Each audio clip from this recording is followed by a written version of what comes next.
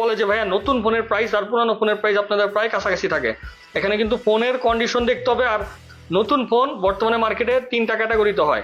কি কি ক্যাটাগরি অনেকেই কিন্তু সব বুঝেন না, শুধু কমেন্ট করে বসে থাকেন।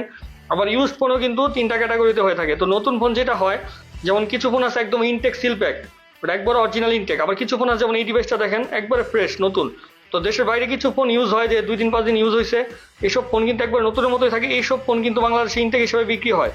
আবার আরেকটা ইনটেক হয় যেটা হচ্ছে রিফারবিশড ফোন, যে বডি কেসিং চেঞ্জ হয়েছে, বক্স নতুন করে আবার বিক্রি করতেছে মার্কেটে। তো ওই ফোনগুলোর দামটা কম হয়ে থাকে।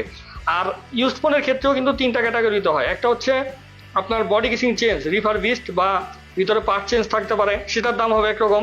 আবার আরেকটা আছে যেটা হচ্ছে আপনার বাইরের দেশে ইউজ হয়েছে, ডেন্ট টেন্ট আছে, দাগদুগ আছে, সেটার দাম একরকম কিন্তু অরিজিনাল ফোন। আরেকটা হয় যেটা আমরা রিভিউ ইউনিট বলে থাকি, সেটা হচ্ছে দেশের বাইরে 4-5 দিন ইউজ হয়। যেমন এই ডিভাইসটা, এই ডিভাইসগুলোর প্রাইসটা থাকে নতুনের থেকে দেখা গেছে আপনারা 8-10 হাজার টাকা কমে পাবেন।